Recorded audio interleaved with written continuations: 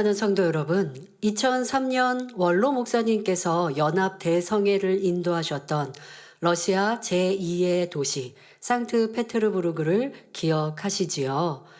이 도시는 1703년 러시아의 황제 표트르 대제가 유럽으로 진출할 야심을 가지고 네바강 하구에 계획적으로 세운 것입니다. 강 하구의 위치에 있기 때문에 원래는 땅이 질펀한 늪지대였습니다. 그래서 본격적으로 건물을 올리기 전에 오랜 기간 단단한 돌을 깔아 터를 닦았다고 하지요. 그래서 이렇게 러시아에 가서 관광을 하면서 이 도시에 대해 소개를 들을 때는요, 그런 얘기를 들었었습니다. 해외에서 이제 러시아에 와서 이 표트르 대제가 그 당시는 유럽을 막 제패하고 그랬던 강한 왕이었거든요.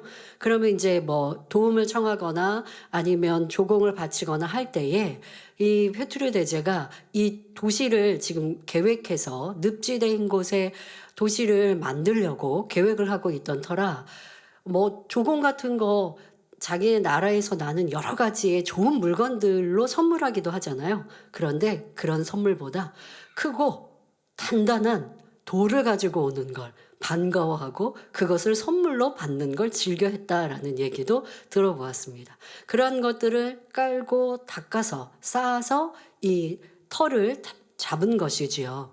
그리고 나서야 건물을 건축하였습니다. 그런데 화려한 유럽식 건물들이 즐비한 상트페테르부르크는 건축적인 면에서 볼 때도 유럽에서 가장 아름답고 조화로운 도시로 손꼽힌다고 하지요. 지금 보고 계신 장면은 여름 궁전이라고 하는 왕들이 여름의 더위를 피해서 가는 별장이 왕궁입니다. 네. 별장인데 왕궁입니다.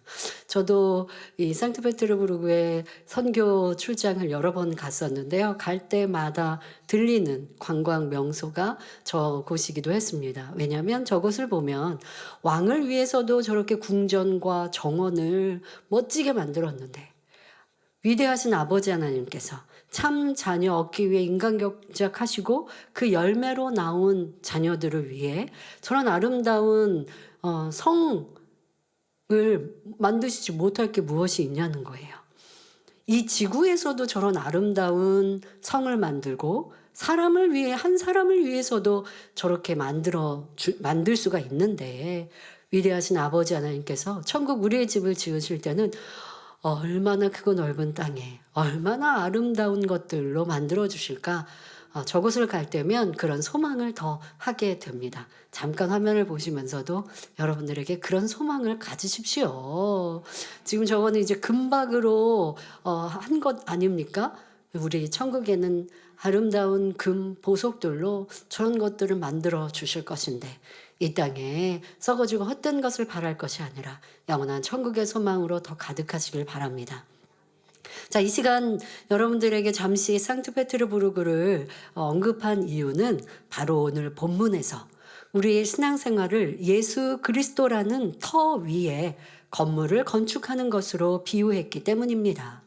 건축에 있어서 터 닦는 것이 매우 중요한 일인데 예수 그리스도를 구세주로 영접한 사람은 일단은 가장 확실하게 터를 잘 닦은 사람입니다. 하지만 예수 그리스도 위에 터를 세웠다 해도 건축하는 건축자들의 공력은 각각 다른 것을 볼 수 있습니다. 아무리 좋은 땅에 건물을 세운다 할지라도 건물을 짓기 위해 재정도 많이 필요할 것이고 또 뭐 건축가 또 그 건물을 짓기 위한 또 인부들 이런 실력들이 다 달라서 땅의 문제뿐만 아니라 그 건축물을 짓는 사람의 능력에 따라 더 멋지고 아름다운 건물이 탄생하기도 하고 그렇지 않을 수 있지 않습니까? 바로 사람의 공력에 따라서 세운 열매가 다른 것입니다. 자, 여기서 공력이란 애써서 들이는 힘과 정성을 뜻하는데 건축자마다 힘과 정성을 들인 정도가 다르다는 것이지요.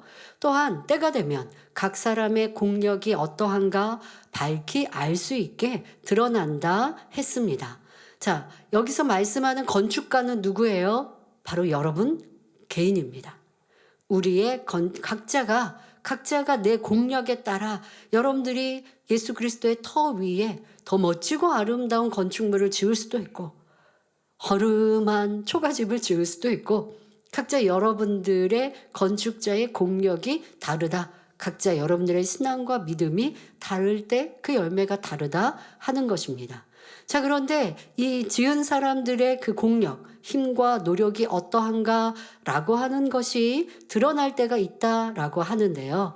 그 드러나는 때가 바로 한 해를 마무리하는 이 시점에 성도님들 각자의 공력이 어떻게 나타나고 있는지 볼 수 있습니다. 이제 뒤에서 자세히 설명합니다마는 한 해를 마무리할 때면 더더욱 여러분들의 각자 내가 얼만큼 하나님 나라를 위해 충성하고 수고했는지 그 공력이 드러나죠. 세상 속담에도 공든탑이 무너지랴 하는 말이 있는데 성도님들이 신앙 안에서 쌓은 공력도 아버지 하나님께 전부 인정받아 상급으로 쌓일 수 있어야 합니다. 이 말씀을 통해 올 한 해와 지금까지의 신앙생활 동안 여러분들이 쌓은 각자의 공력을 점검해 보므로 앞으로는 더욱 값진 신앙생활이 되실 수 있기를 주님의 이름으로 기원합니다. 사랑하는 성도 여러분, 먼저 본문 11절에 이 닦아둔 것 외에 능히 다른 터를 닦아둘 자가 없으니 이 터는 곧 예수 그리스도라 했습니다. 이는 우리의 신앙생활은 오직 예수 그리스도를 믿는 믿음을 토대로 하여 시작된다는 말씀입니다. 오직 예수 그리스도를 믿음으로 죄사함 받고 성령으로 거듭나서 하나님의 자녀가 될 수 있습니다. 그리고 하나님의 말씀대로 악은 모양이라도 버리고 죄를 피 흘리기까지 싸워 버림으로 하나님의 형상을 회복하는 것이 바로 신앙생활이지요. 또한 고린도전서 3장 16절에 너희가 하나님의 성전인 것과 하나님의 성령이 너희 안에 거하시는 것을 알지 못하느뇨 하신 말씀처럼 하나님의 자녀는 성령이 그 안에 거하시는 하나님의 성전입니다. 자, 여러분들 한번 가슴을 이렇게 토닥토닥 치시면서 나는 하나님의 성전이다 고백해 봅시다. 나는 하나님의 성전이다. 네, 여러분들이 하나님의 성전입니다. 그런데 사람마다 얼마나 영육간의 공력을 들였는가에 따라 각 사람 마음의 성전의 거룩함과 온전함이 차이 난다는 사실입니다. 여러분이 성전이라고요. 그런데 이 성전을 어떻게 짓느냐? 여러분 각자의 몫입니다. 내가 더 크고 멋지고 아름다운 성전으로 이루어 드리는 것, 그렇지 않고 그냥 내 안에 성령님이 계시는 성전이지만 겨우 성령님이 거주하시는 초라한 곳으로 만드느냐는 여러분 몫이라는 것입니다. 어떻게 그러면 더 멋지고 아름다운 마음의 성전을 이룰까요?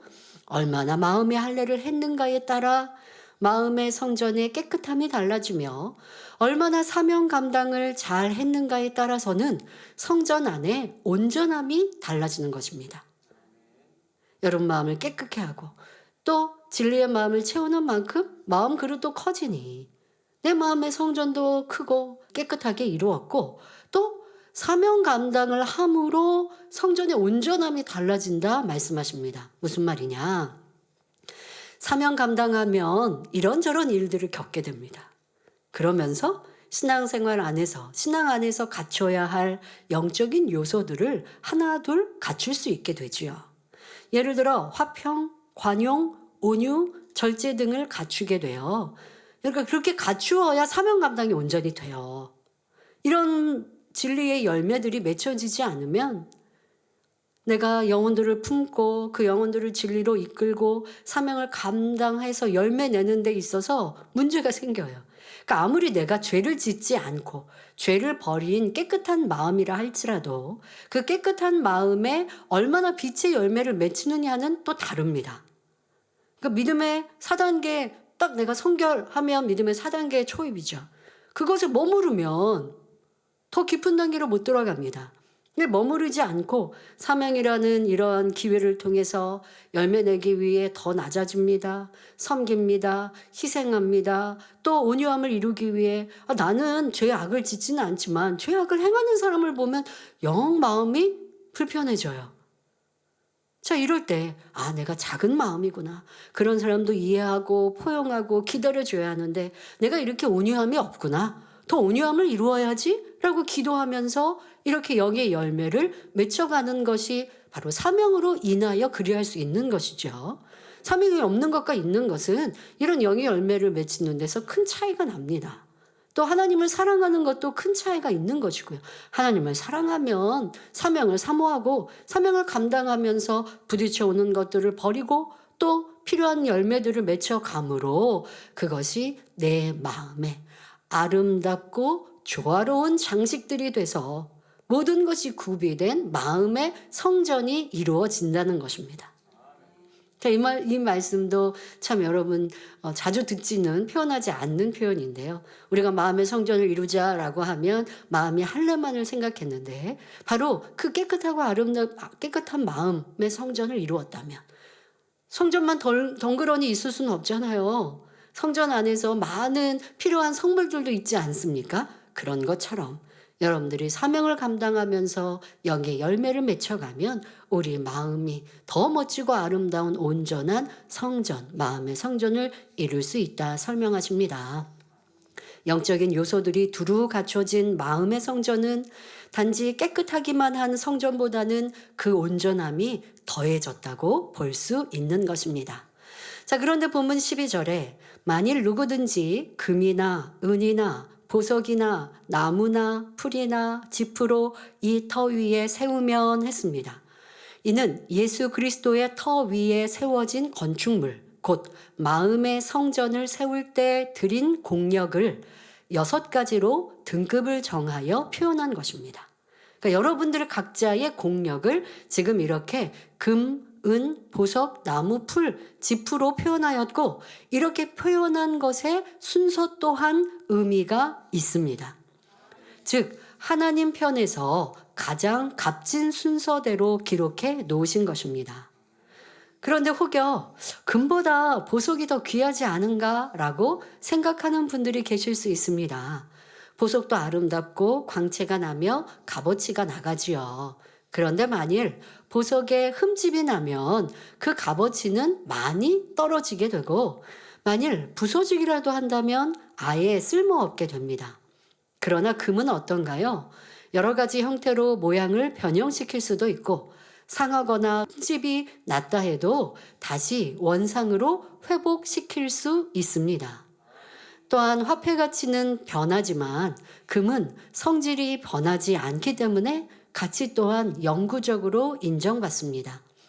그래서 고금을 막론하고 전 세계적으로 통용되는 것이며 금을 모아 부를 축적하지요.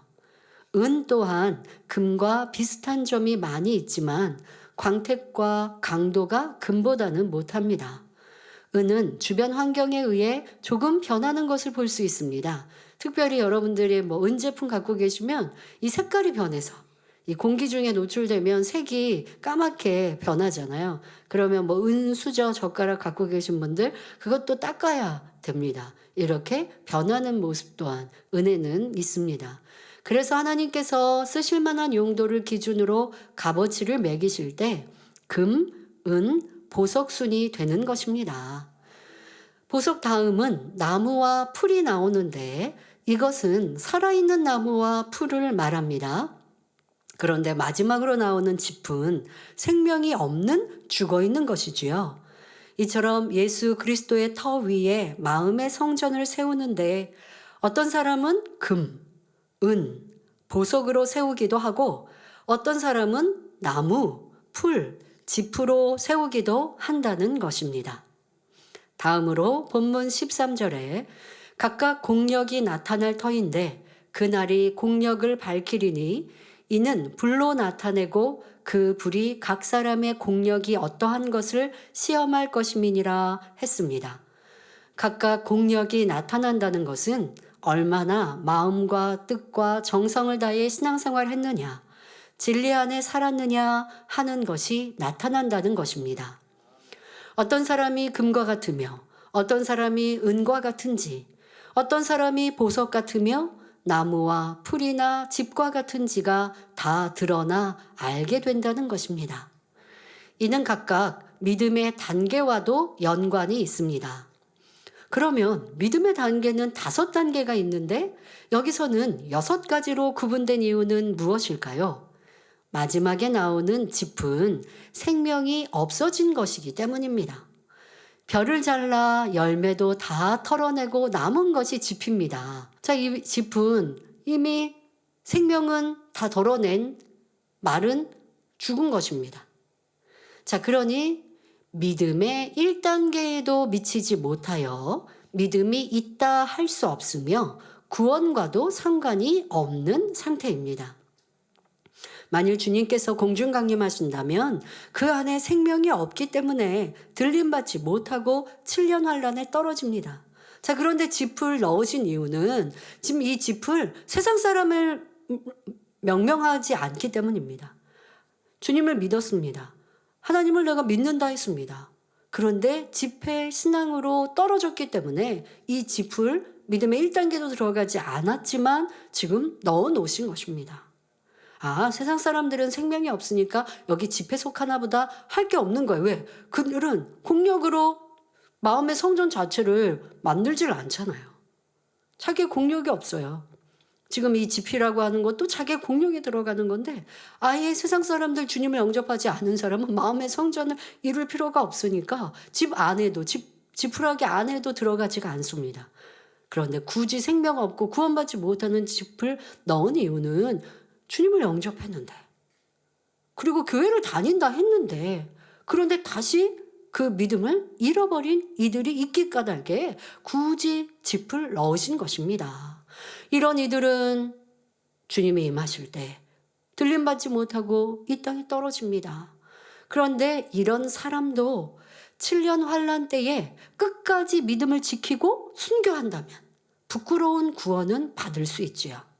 집과 같은 공력을 들여 신앙생활한 사람 중에서 혹 이삭줍기 구원을 받는 이들이 나오는 것입니다. 성도 여러분, 그렇기 때문에 지금 공력이라는 것, 인정할 수 없는 공력이나 짚을 넣으신 것입니다. 자, 그런데 7년 환란에서 믿음을 지켜 순교한다는 것은 참으로 쉽지 않습니다.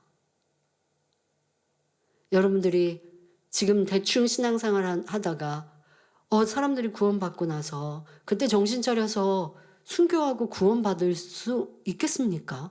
그런 이들이 쉬울까요? 그거는 진짜 그러려면 지금 열심히 해야죠. 지금 열심히 해야죠. 자, 그런데도 이런 말씀을 듣고 알아서 교회는 나왔어서 7년 환란이 있고 주님이 임하실 때가 있고 라고 들었단 말이에요.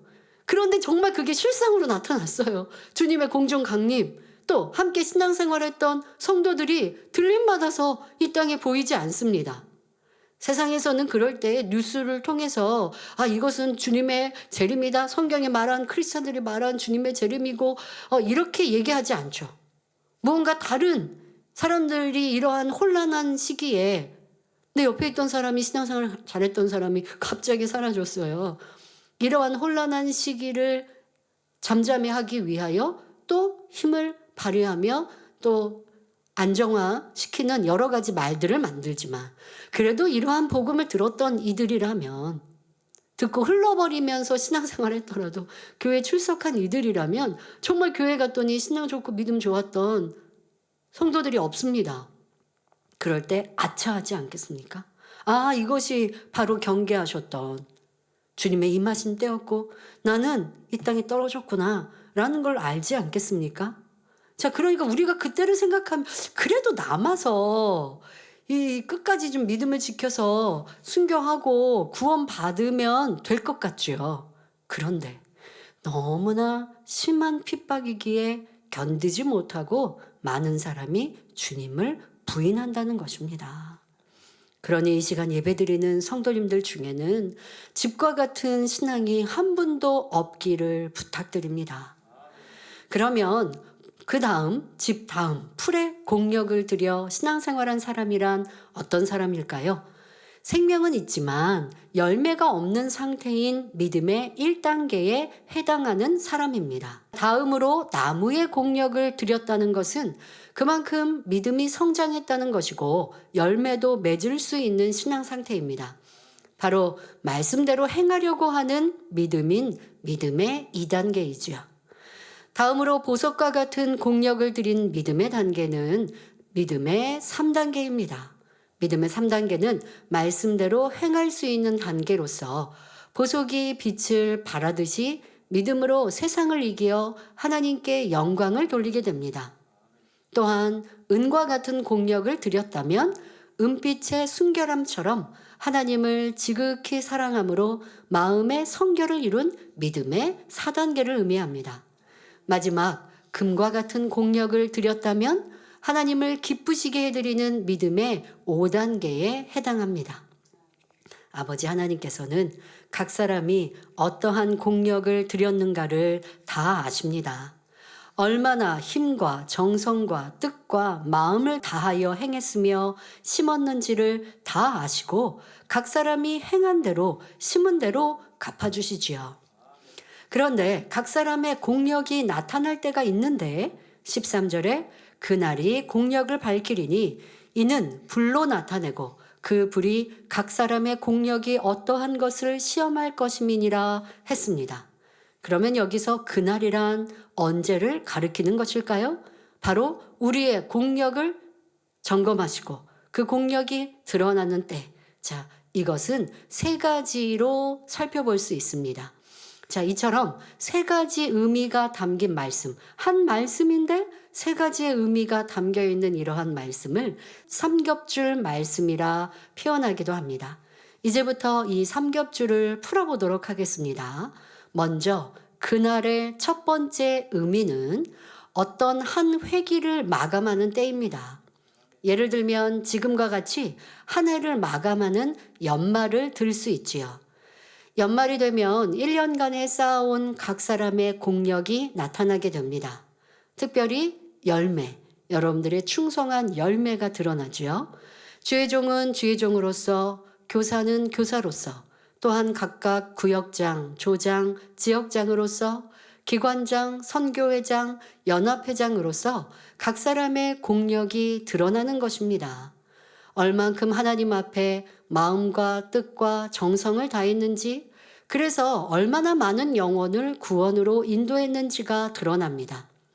그 쌓은 공력이 인정되면 교회에서도 상을 주게 되며 이렇게 받는 상은 천국에도 그대로 상급으로 쌓이게 되지요. 그러나 또 이제 전도하신 분들의 열매는 여러분들이 진정 알곡 열매를 얼마나 냈느냐라고 하는 것이니까 조금 더 시간을 흘러가면서도 체크하고 점검하겠지요.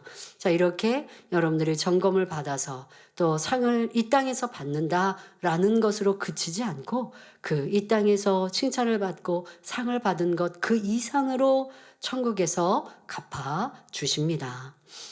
믿음의 5단계가 아니라 해도 금과 같이 변함없는 마음으로 연초의 뜨거운 영혼 사랑을 연말까지 지속적으로 행한 사람이라면 반드시 그 공력은 드러나게 되어 있습니다. 어떤 시험이 왔다 해도 영혼들을 지킬 수 있었을 것이고 많은 영혼을 전도하여 부흥도 이뤘을 것입니다. 그러나 많은 분들이 시간이 지나면서 뜨거움도 식어지고 어려움이 오면 믿음으로 감사하지 못하고 마음에 낙심합니다. 그러면서 이런저런 이유와 핑계를 대지요. 지금은 전도할 수 없어. 신방하기 어려워 하며 핑계를 댑니다. 그러니 성령 충만함도 떨어지고 사명 감당의 열의도 식어지니 이때 결석자, 장결자가 생기게 됩니다. 구역장, 조장, 지역장, 기관장, 선교회 임력원, 일꾼들이 결석자가 생기지 않도록 누가 이번 주에 결석했으면 바로 신방하고 어디에서 시험 들었는지 어디에서 미혹당했는지 하나님 뜻을 정확하게 전해주면 순간 마음을 사단에게 빼앗겼어도 다시 마음을 바로잡고 하나님의 뜻 가운데 올바른 신앙생활을 할 것인데 일꾼들이 내가 먼저 성령 충만함을 잃고 내가 먼저 요동하는 신앙을 가지고 있으니 내 밑에 내가 관리해야 될 양떼들을 어찌 살피겠습니까? 내가 든든히 믿음 안에 굳건히 서 있지 않으니 너무나 힘도 믿음도 약하니 내 밑에 있는 양떼들을 이리가 와서 물고 가고 사자가 와서 빼앗아 가도 그냥 보고만 있는 거예요. 어디서 놓쳤는지 잃어버렸는지조차도 몰라요. 하나님께서는 다 평가하고 계십니다. 바로 불시험에 풀과 나무가 상하는 것처럼 그동안 쌓았던 공력이 해를 받게 되는 것입니다. 내가 일꾼인데 내 밑에 관리했던 양떼들이 시험으로 인하여 우수수 떨어졌다. 그러면 바로 해를 받는 것이죠. 여러분, 과수원에 많은 나무가 있습니다. 농부는 열심히 그 나무들을 가꾸지요.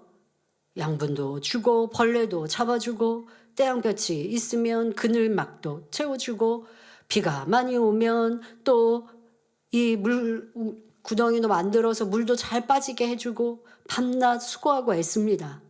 그랬더니 많은 열매가 맺혔습니다.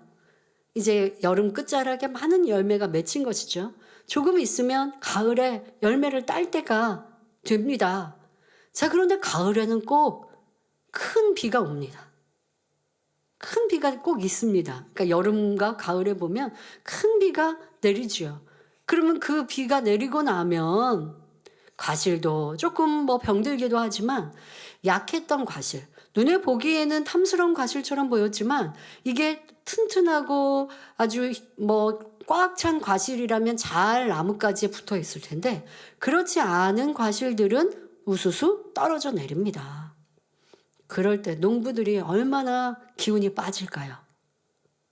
여러분들의 수고와 헌신, 내게 맡겨진 사명들이 있는데 시험이 오고 어려움이 올 때 원수마귀 사단이 한번 그 나무를 흔드니 나무에 있는 과실이 우수수 떨어졌다면 그러면 여러분들에게도 남은 열매, 내 또 공력에 대하여 칭찬받을 것이 없을 것인데 여러분들은 어떠한지 점검해 보시길 바랍니다.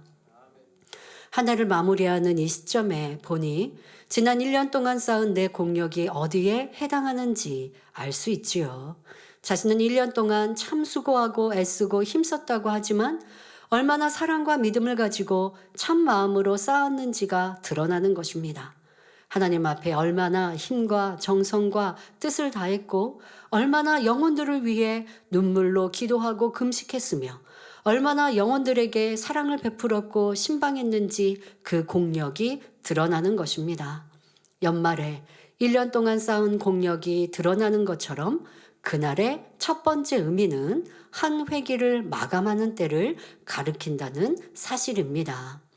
성도 여러분, 두 번째 의미로 그날은 시험이 오는 때입니다. 바로 본문 13절에 불이 각 사람의 공력이 어떠한 것을 시험할 것이라 하며 불시험이 있을 것을 말씀하셨지요. 불시험이란 신앙생활에서 믿음을 시험하는 어떤 시련이나 환난을 뜻합니다. 그러면 금, 은, 보석, 나무, 풀, 집 중에 불에 가장 잘 타는 것이 무엇인가요? 짚이 가장 잘 타지요. 짚은 불을 붙이면 뭐 큰 불 붙일 필요도 없어요. 만약에 지푸라기다 하면 뭐 조그만 불 붙여도요. 금방 호로로 타버리고 재만 남습니다. 아까처럼 집 덩어리를 만들어 놨어도 저 지푸라기를 산처럼 만들어 놨어도 조그만 불씨에 금방 다 사그러들고 불타 없어집니다. 자, 여러분들 뭐 만약에 상상이 되시죠? 저렇게 말라 있는 지푸라기. 지푸라기는 저렇게 말라 있어요. 자, 저기에다가 아까 돌돌돌 말아 놓은 저런 지푸라기의 집이어도 조그만 불씨에도 금방 번져서 다 타버리는 것입니다. 자, 다음 또 잘 타고 없어지는 건 풀이고 그 다음은 나무이죠. 자, 그런데 살아있는 나무라면 불이 약하면 오래 견딜 수 있고 금방 타지는 않겠지만 그만큼 상하여 볼품이 없게 됩니다. 어떤 산불이 나거나 할 때 보면요. 아주 아름드리 큰 나무들도 까맣게 타버린 이러한 모습을 볼 수가 있는데요. 센 불에는 또 아무리 튼튼한 나무라도 타는 것을 볼 수 있습니다. 자, 다음으로 보석은 어떠한가요?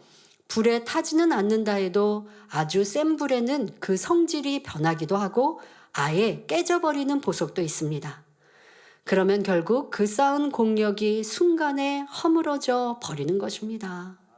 믿음의 3단계를 보석 같은 믿음이라 했는데 보석이 보기에 아름답고 빛을 발하는 것처럼 믿음의 3단계인 사람도 보면 성령과 은혜가 충만할 때는 아름다워 보입니다.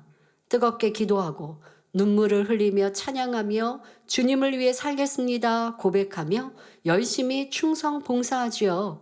그런데 항상 변함없이 그런 것이 아니라 은혜와 성령이 충만하지 않을 때도 있고 큰 시험을 만나면 변질될 수 있는 믿음입니다.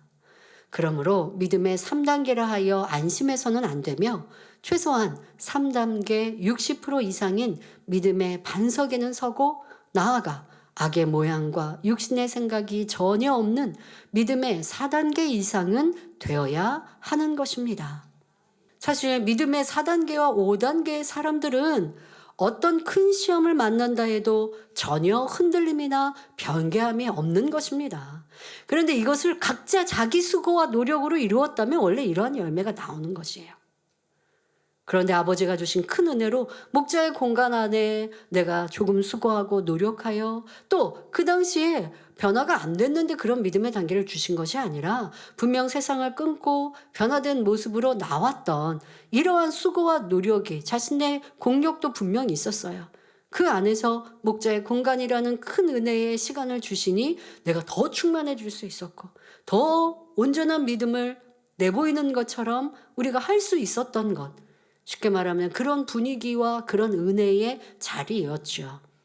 그런데 아버지 하나님이 불시험을 주실 때는 그 공간을 다 거두시는 것이죠. 그럴 때 드러난 것이 내 믿음이요 내 공력입니다. 여러분들은 어떠했던가? 우리는 그 시험을 이겨 지금 이곳에 있다 할지라도 분명 그 불로 인하여 타격을 받은 이도 있을 것이고 흔들렸던 분도 있을 것이고 과거에 내가 믿음의 4단계, 5단계의 믿음을 받았다고 한다면 어떠한 불시험 중에도 흔들림이나 변개함이 없어야 합니다. 그 흔들림과 변개함은 목자 신뢰, 교회 신뢰 이걸로 말씀하지 마시고요. 여러분들이 성결함을 향해 이루었던 것, 내가 그 믿음을 받을 때에 기도했던 것, 충성했던 것, 선행을 변함이 없었나? 내 입술에 불평, 짜증, 혈기가 없어졌기에 그런 영의 믿음을 받았지 불평, 짜증, 혈기하고 있었는데 영의 믿음 받지는 않았거든요. 그런데 불시험이 오니까 여전히 내 입술에는 싸움이, 다툼이, 또 분노가, 시시비비가, 옳고 그름이 내 입술에 있었다면 이것은 변개한 것이고 흔들린 것이니 믿음의 4단계라 할 수 없는 것이죠. 그만큼 떠난 이들처럼 목자의 공간으로 내가 과거에 그런 은혜가 임해있었구나. 그러니 지금 내가 그런 믿음이라 자랑할 것이 없습니다. 이제 다시 그런 믿음으로 온전히 이루어야 하죠. 그런데 우리는 이루기가 쉽습니다. 어떠한 모습이 영인지를 경험해 보았으니까. 그렇게 이루어 나가서 이제 내 마음에서부터 마음을 온전히 청결케 하는 겉모양이 아니라 잠깐 눌러 용수철 튀어나오듯이 튀어나오게 하는 것이 아니라 눌러놓는 것이 아니라 그렇지 뽑아버려서 어떤 누가 나에게 정말 있을 수 없는 악을 행해도 그래도 내 안에 나올 게 없는 악이 나올 게 없어야죠. 나오는 건 뭐예요? 선이고 용서고 이해고 이것이 영이요 온영인 것입니다. 그러한 믿음의 4단계 5단계 내 모습이어야 하는데 그렇지 못하였던 것은 이제 2025년도에는 이루어 드립시다. 금이나 은혜에 불을 가해도 변질되지 않으며 오히려 불을 가하면 불순물이 제거되어 더욱 순도가 높아지는 것입니다. 그러니까 믿음의 4단계, 5단계도 불시험이 있을 수 있어요. 왜? 원수마귀 사단이 이 땅을 주관하고 있으니 때로는 시험을 허락하게 그럼 저 사람에게 축복만 주시면 저 사람은 하나님 사랑한다고만 할 텐데 시험해 보셔야 합니다. 라고 하게 되죠. 욥처럼. 그리고 이 땅을 주관하는 원수 마귀 사단이 악한 이들을 통하여서 의인들을 이렇게 괴롭게 하고 힘들게 하는 이러한 시험이 올 수 있어요. 그러나 순도가 더 100% 가까이 되어지는 거예요. 그 시험과 그 어려움은 나를 기도하게 만들고 나를 더 겸비하게 만들고 더 낮아지게 만드는 축복의 시간이 되어야 하는 것입니다. 불시험이 이후에 각자에게도 있을 수 있어요. 그러나 그 시험이 여러분들을 더 온전케 하는 연단이 되어야 할 것입니다. 예를 들어 다니엘과 세 친구가 목숨을 잃는 시험을 믿음으로 통과하니 오히려 더욱 존귀한 사람이 되었습니다. 이렇게 어떠한 불시험에도 공력이 사라지는 것이 아니라 오히려 더욱 그 가치가 높아지는 것입니다. 이처럼 불같은 시험이 오는 그날에 각 사람의 공력이 어떠한가를 알 수 있게 됩니다. 이제 마지막 세 번째 그날의 의미는 우리가 이 땅의 삶을 다하고 주님 앞에 서는 날입니다. 정확히 말씀드리면 백보자 대심판 때이지요. 요한계시록 22장 12절에 보라 내가 속히 오리니 내가 줄 상이 내게 있어 각 사람에게 그의 일한 대로 갚아주리라 말씀하셨습니다. 이 말씀처럼 우리 주님께서 공중 강림하시고 믿는 사람이 들림받으면 7년 혼인잔치와 1000년 왕국이 이루어집니다. 그 후 백보자 대심판이 있게 되지요. 그때는 인간 경작을 받은 사람들이 자신의 신앙을 총결산하는 시간으로 일한 대로 행한 대로 상급을 받고 정해진 처소로 들어가게 됩니다. 성도 여러분, 지금까지는 13절에 그날에 담긴 삼겹줄의 의미를 말씀드렸습니다. 첫째는 한 회기를 마감하는 때이며 둘째는 시험이 왔을 때이고 셋째는 이 땅의 삶이 다하고 주님 앞에 섰을 때라 했습니다. 자, 첫 번째, 두 번째는 우리가 지나왔습니다. 첫 번째, 한 해가 마무리되며 여러분들이 변화된 만큼 또 열매낸 만큼 어떤 곳에는 이렇게 선출로 뽑힐 때 또 큰 일꾼이 되기도 했고 아니면 아쉬운데 나도 일꾼 되고 싶은데 떨어졌다 하는 분 또한 나의 공력이 부족하여 이렇게 인정받지 못한 것임을 알아 1년 동안 또 열심히 해서 더 큰 사명 받으시길 바라고요. 또 1년이 지나면서 내 사명에 대한 평가를 교회 안에서는 다 하게 됩니다. 또 두 번째 불시험. 우리는 교회 안에 대대적인 불시험을 지나왔습니다. 말씀드린 것처럼 그 불시험을 통과하며 내가 어디 데인 곳은 없는지, 어디가 상처난 곳은 없는지, 어디가 그을린 곳은 없는지, 그만큼 나의 공력이 약하고 그만큼 내 믿음이 연약하였던가 회개하고 돌이켜야 합니다. 그런데 은과 금의 신앙을 가진 공력을 가진 믿음의 4단계 5단계라면 그 시험의 때를 지나고 나니 하나님이 더 사랑스럽고 하나님이 더 의지되어지고 하나님께로 더 가까이 나가고 야 이런 연단의 때 사람들의 악을 보니 악이 너무나 싫구나. 이렇게 변개하는 사람들 이러한 모습들을 보니 변개함이 없는 천국이 얼마나 좋은가. 그것만으로도 우리가 느낄 수 있게 되는 이 연단의 때에 더 천국을 사모하고 나는 변개하지 않는 사람이 되리라. 아버지 하나님 주님은 살아계시는데 내가 이 땅의 유익을 쫓아 악을 행하는 것은 무슨 소용이 있는가. 아버지 하나님이 다 보고 계신데 그러니 내가 입을 다물고 어쩌면 더 충성할까. 불시험 때 그리했다면 여러분들의 남는 것은 선일 것이고 아름다운 열매일 것인데 그런데 불시험을 통과하며 나는 입술 안에 불평이 있었고 원망이 있었고 서운함이 있었다면 회개거리가 남은 것이죠. 그러나 이때도 회개를 정확히 잘 하시고 온전히 회복으로 나오시고요. 우리 2025년도 기도 제목 중에 두 번째가 첫사랑을 회복하자인데요. 그것은 꼭 여러분들이 어떤 주님을 만났을 때뿐 아니잖아요. 가장 충만했던 때 회복은 이제 쌓아가는 건축보다 더 쉬울 수 있어요. 이제 말씀을 듣고 이제 내가 변화되어서 믿음의 단계를 키워가는 것과 전에는 내가 믿음이 좋았는데 순간 어떤 일들을 통하여서 내 믿음이 온전하지 못함을 발견했다. 그러면 이제 온전함으로 그 전에 믿음을 회복하는 건 더 쉬운 일입니다.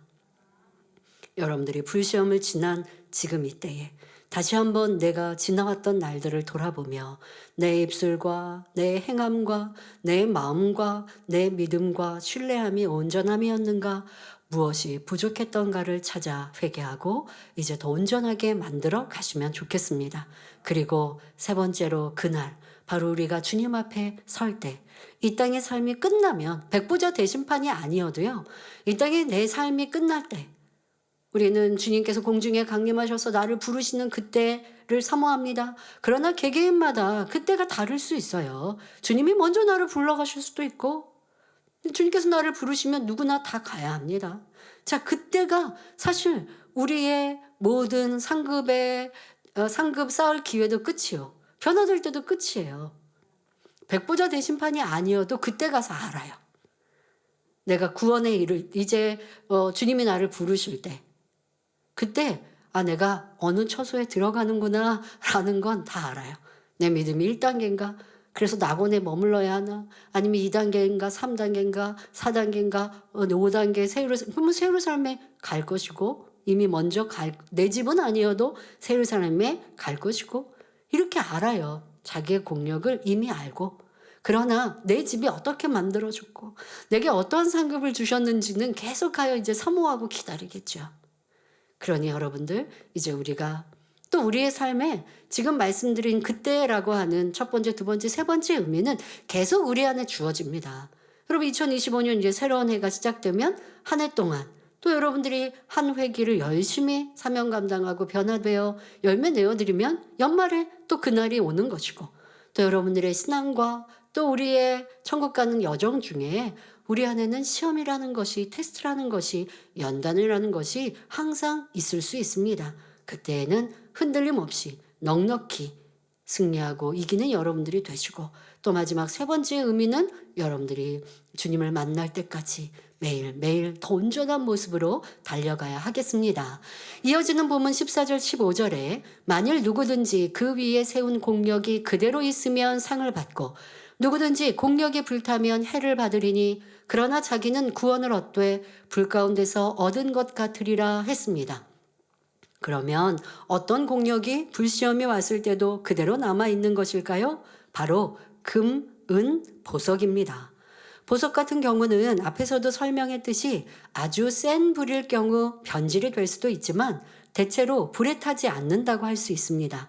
반면 나무와 풀이나 짚은 불에 타서 그대로 보존되기 어렵기 때문에 나무와 풀이나 짚으로 쌓은 공력은 아무 소용이 없다는 것입니다. 상도 주어지지 않지요. 불시험을 받아도 그 공력이 그대로 남아 있어야 상이 주어지는 것입니다. 본교에서도 각 분야의 우수한 분들에게는 우수상을 드리고 있습니다. 교회에 큰 공을 세운 분들에게는 공로패나 감사패도 드리지요. 이 땅에서도 우리가 고마운 사람에게는 고맙다, 감사하다, 또 그에 따르는 상도 주어집니다. 이러한 상은 그대로 천국에도 주어져서 세세토록 영광이 되는 것입니다. 이 땅에서 상도 또 주어지면 그 영화로움이 있는데 하늘에서는 그 영광과 상급은 누구도 빼앗지 못합니다. 그런데 만약에 불시험 때 재단 떠나고 내 열심히 식어졌다, 그러면 이 상이 영원할 수는 없지 않겠습니까? 그러니 여러분들이 오늘 내가 어떠한 삶을 살고 있는지도 돌아보시기 바랍니다. 이러한 상 외에도 여러분이 믿음으로 어떤 시험을 통과하면 거기엔 반드시 축복이 따르게 됩니다. 상이 주어지는 것이지요. 바로 아버지 하나님께서 여러분에게 믿음으로 시험을 통과하였기에 상을 주십니다. 그런데 이러한 상들보다 더 중요한 상이 있으니 그것은 대심판 때 받는 상입니다. 대심판 때 받은 상급과 정해진 처소는 영원히 변함이 없기 때문입니다. 그러므로 이 땅에 살아가는 동안 천국을 소망하며 열심히 보물을 하늘에 쌓는 사람이 정말 지혜로운 사람이지요. 마태복음 6장 20절에 오직 너희를 위하여 보물을 하늘에 쌓아두라. 거기는 좀이나 동록이 해하지 못하며 도적이 구멍을 뚫지도 못하고 도적질도 못하느니라 하셨습니다. 누구를 위해서 보물을 하늘에 쌓아두라고 하셨나요? 예수님께서는 오직 너희를 위하여 하라고 하셨습니다. 이 땅에서 여러분이 하나님의 나라를 위해 수고하고 헌신하는 것은 여러분의 천국의 집을 짓는 재료로 사용됩니다. 예를 들어 많은 영혼을 구원으로 인도하기 위해 전도하고 신방하고 기도하는 일과 많은 사람이 예배할 수 있는 성전 건축을 이루는 일은 여러분의 천국의 집과 직접 연결이 되지요. 요한복음 14장 2절에 예수님께서는 내 아버지 집에 거할 곳이 많도다. 그렇지 않으면 너희에게 일렀으리라. 내가 너희를 위하여 처소를 예비하러 가노니 말씀하셨습니다. 우리 주님은 천국의 집을 짓는 일의 총감독자로서 각 사람이 심은 대로 행한 대로 천국에 거할 집을 지어주십니다. 그러니 우리는 충성으로, 봉사로, 영혼 구원으로, 심음으로 나의 천국 집 재료를 올려드려야겠습니다. 아니, 재료가 있어야 집을 지어주시죠. 우리 주님께서 여러분들의 집을 멋지게 지으시고 싶으셔서, 지어주고 싶으셔서 설계를 멋지게 해 놓으셨는데, 아니, 재료를 안 올리면 어떡합니까? 그 재료는 여러분들 지금 말씀드린 이와 같은 것들, 여러분 몫입니다. 여러분들이 하시기 나름입니다. 이 땅에 내가 더 크고 넓은 집 갖지 못해 아쉬우십니까? 천국집 있잖아요. 그러니 이 땅에 육의 것들로 부러워하지 마시고 천국집을 멋지게 지어가시길 바랍니다. 성도 여러분, 본문 마지막 절인 15절에 누구든지 공력이 불타면 해를 받으리니 그러나 자기는 구원을 얻되 불 가운데서 얻은 것 같으리라 했습니다. 지피나 풀이나 나무 같은 공력은 불에 타는 것인데 공력이 불타면 해를 받는다는 말씀의 의미는 무엇일까요? 예를 들어 1년간 기관장으로서, 구역장으로서, 주교사로서 많은 수고를 했는데 1년을 결산해 보니 남긴 것은 없고 그저 현상 유지만 했다고 합시다. 이런 경우 성경에 예수님께서는 뭐라고 하셨나요? 달란트 비유를 통해 하나도 더 남기지 못한 사람에게 말씀하시기를 마태복음 25장 28절에 그에게서 그 1달란트를 빼앗아 10달란트 가진 자에게 주어라 하셨습니다. 바로 해를 받은 것이지요. 내가 가진 거 빼앗겼으니 해를 받은 것이지요. 그런데 이처럼 그 당사자가 해를 받을 뿐만 아니라 그 사람이 감당했던 분야의 하나님의 일에도 분명히 해가 미칩니다. 예를 들어 어느 구역장이나 기관장이 사명을 감당하지 않고 그냥 있었다면 그 구역원들과 기관원들이 다 해를 받게 됩니다. 믿음이 성장하지도 못했을 것이고 영혼이 잘 되지도 못했을 것입니다. 가정이 복음화되지도 않았을 것이며 시험 환란에서 헤어나지 못했을 것이니 그 구역원들이나 기관원들이 해를 받은 것이지요. 지역장님 중에 그런 말씀 하시더라고요. 지역 식구 중에 문제가 있는 분이 있어서 그 가정에서 또 아니면 아침마다 기도를 하시면서 그분을 위해 기도해 드렸대요. 일주일이 지나고 2주일이 지나니 얽히고 설켜 풀리지 못할 것 같았던 문제가 하나 둘 해결되고 풀려서 너무 행복한 그 성도뿐 아니라 이 지역장님도 간증을 해주시는 겁니다. 지역장이, 조장이, 구역장이 충만하여 신방하고 그를 위해 기도해주고 금식해주니 구역 식구들이 살아나고 문제가 해결되니 충만하고 새신자 등록시켰는데 그가 막 알곡이 돼서 성령 충만한 얼굴로 각종 모임 옵니다. 그러면 그 새신자가 있는 구역 자체 모두가 충만해지거든요. 새신자가 왔는데 중간병들이 치료받아요. 그러면 이 얼마나 우리가 행복합니까?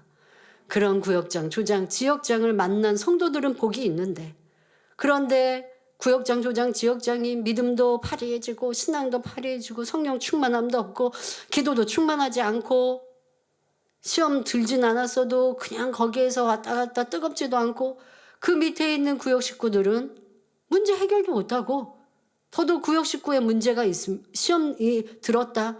그러면 시험 들어서 헤어나오지도 못하고 결석자 되고 장결자가 되는 것이니 구역장, 지역장, 조장의 문제뿐 아니라 그 식구들까지 해를 받더라는 것입니다. 만일 교구장이나 지도교사가 충성되이 사명을 감당하지 못했으면 교구나 선교회 전체가 해를 받을 수 있는 것이지요. 머리가 될수록 한 사람의 잘못으로 인해 더 많은 해가 가해질 수 있다는 사실입니다. 그러나 자기는 구원을 얻되 불 가운데서 없는 것 같으리라 했습니다. 믿음을 잃어버린 것이 아니라 사명 감당의 경우라면 스스로는 사명을 감당한다고 했지만 공력이 나타나지 않은 것이니 구원은 받습니다. 하지만 공력이 나타나지 않는 것은 그만큼 부족한 분야가 있다는 증거이니 그 부족함을 온전케 하기 위한 연단이 따르지요.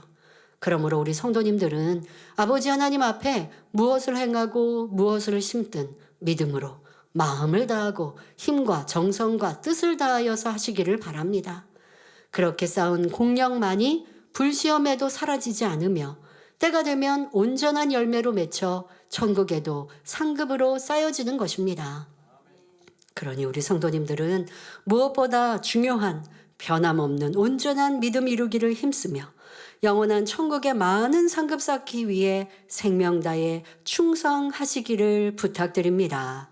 결론을 말씀드립니다. 사랑하는 성도 여러분, 1년을 돌아볼 때 매 순간 하나님의 은혜와 주님의 사랑 속에 승리할 수 있었지요. 무엇보다 변함없는 하나님의 권능으로 우리를 지키시고 영광 돌리게 하셨습니다. 이 제단은 2025년에도 크신 권능으로 하나님의 나라를 창대하게 이루어가므로 초대교회 중 빌라델비아 교회처럼 아버지의 큰 기쁨이 되는 교회가 될 것입니다. 요한계시록 3장 11절 12절에 주님께서는 빌라델비아 교회 성도들에게 내가 속히 이 말이니 내가 가진 것을 굳게 잡아 아무나 내 면류관을 빼앗지 못하게 하라. 이기는 자는 내 하나님 성전의 기둥이 되게 하리니 그가 결코 다시 나가지 아니하리라. 내가 하나님의 이름과 하나님의 성 곧 하늘에서 내 하나님께로부터 내려오는 새 예루살렘의 이름과 나의 새 이름을 그 위에 기록하리라 말씀하셨습니다.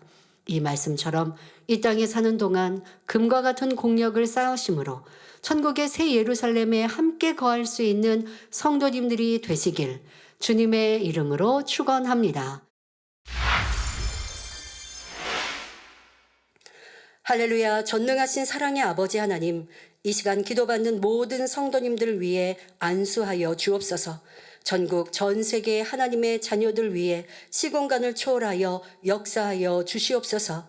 믿어지는 믿음을 주시고 부정적인 생각과 의심의 세력을 물리쳐 주옵시며 모든 시험 환난도 물리쳐 주옵소서. 머리부터 발끝까지 오장육부, 뼈, 마디마디, 온몸의 신경, 조직, 세포 등 성령의 불로 태우시고 근본의 빛으로 역사하여 주옵소서.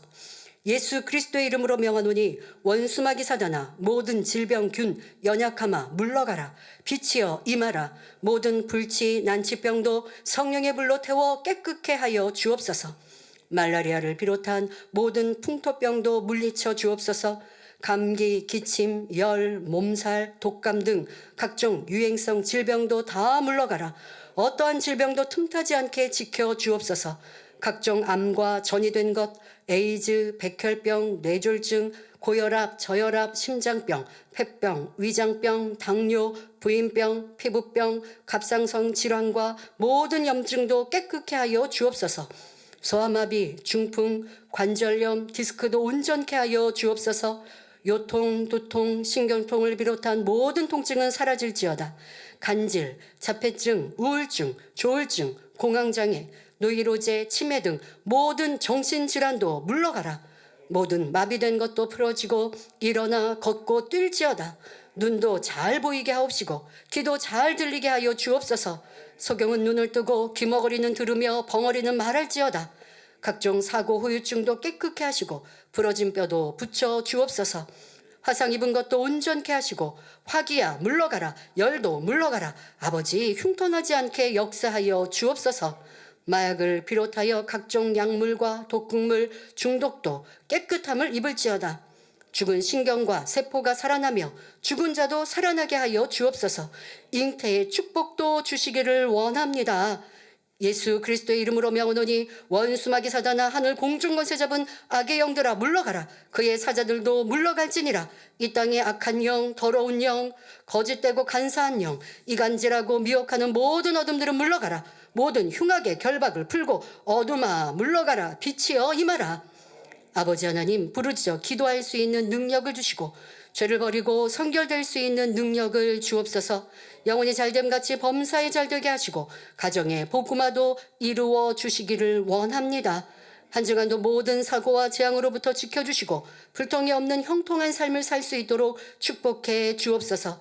성령의 불담으로 천군 천사와 주님의 불꽃 같은 눈동자로 모든 하나님의 자녀들과 가정, 일터, 사업터를 지켜주시기를 원합니다.